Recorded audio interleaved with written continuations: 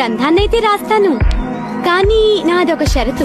మీరాగకుండా నేను రాసే వేగంతోనే మీరు చెప్తూ ఉండాలి. శ్వాస తీసుకోవడానికైనా ఆగారనుకోండి, నేను రాయడం ఆపేస్తాను. అలాగే గౌరీనందన. నాకు అంగీకారమే.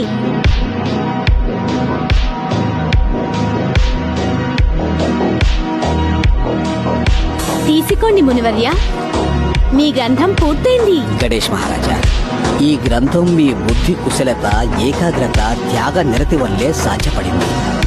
మీరు తప్ప ఈ విశ్వ జగత్తులో ఎవరు కూడా ఈ గ్రంథాన్ని రచించలేరు.